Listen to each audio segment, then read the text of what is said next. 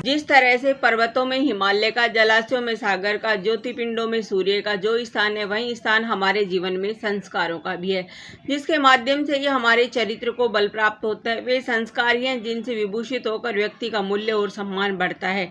संस्कार का सही अर्थ होता है संवारना, यानी सही आकार प्रदान करना। जिस प्रकार से उत्तम कोटि का हीरा जब खान से निकाला जाता है, तब पहले उसे साफ किया और फिर उसे तराशा जाता है, उसके बाद उसे आकार दिया जाता है और फिर उसे पहनने लायक बनाया जाता है।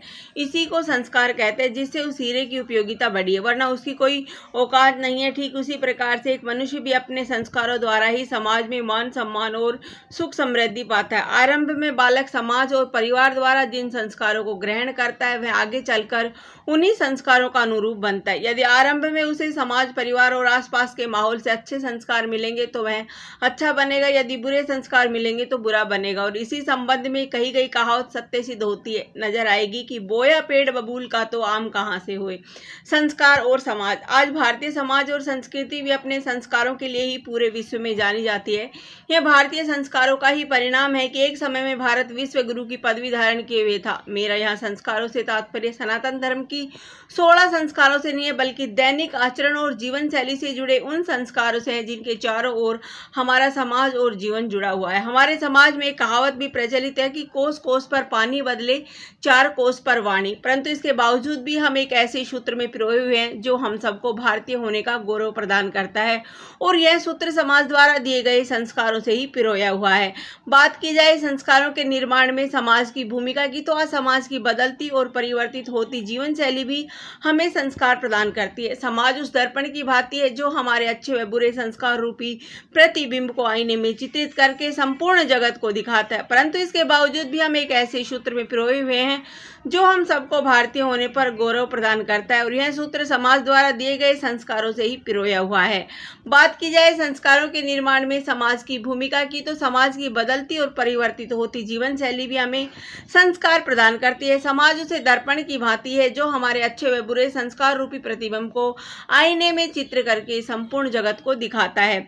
संस्कार देने में समाज की भूमिका। कुछ समय पहले एक ऐसा समाज हुआ करता था जहाँ संस्कारों द्वारा लोगों को सम्मान किया जाता था। कहने का तात्पर्य कि हम वसुधैव कुटुंबकम की जिस भावना की बात करते हैं, उस भावना के अनुसार ही पहले के लोग अपना जीवन व्यतीत किया करते थे। उस समाज की कथनी और करनी में ना पहले कोई अंतर था, कौन है तो उत्तर होता था उस गांव का, ना कि उस कुल या परिवार का। छोटे और बड़े सब अपने अधिकार और कर्तव्य से परिचित है, परंतु आज 21वीं सदी के इस युग में यह सब बातें बीते हुए समाज की लगती है। आज तो वास्तविकता कुछ हो रही है। आज एक बच्चा साथ रहना नहीं सीख पाता तो मोहल्ले और समाज को परिवार के रूप में आत्मसात कैसे करेगा। आधुनिकता की इस दौड़ में हमने करोड़ों उसके सालाना पैकेज कैसे प्राप्त करते हैं ये तो सिखा दिया, किंतु भाई भाई बनकर रहना भूल गए। जिस समाज में श्रवण कुमार के मरने की खबर सुनते उसके माँ बाप ने प्राण त्याग दिए थे, आज उसी समाज में माँ बाप के रिश्ते को तार तार करती नुपुर तलवार की खबरें सुर्खियों में आई थी।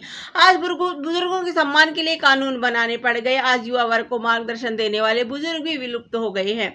आज सुबह शाम के टहलने की प्रवृत्ति ने मॉर्निंग वॉक की संस्कृति को जन्म दे दिया है, जिस कारण ये पंक्तियां भी सत्य हो गई है। संस्कारों में आज मिल गया इतना भ्रष्टाचार, रिश्वत लेकर दीपक भी संस्कारों की महत्ता। एक उदाहरण के तौर पर समाज और संस्कृति और संस्कारों के बारे में बताना चाहेंगे कि एक बार जब स्वामी पूर्णानंद जी के पास एक ठाकुर साहब आए और उनसे तीर्थ जाने की अनुमति मांगी, तब स्वामी जी ने उनके परिवार से पूछा कि तुम्हारे परिवार में कौन कौन है।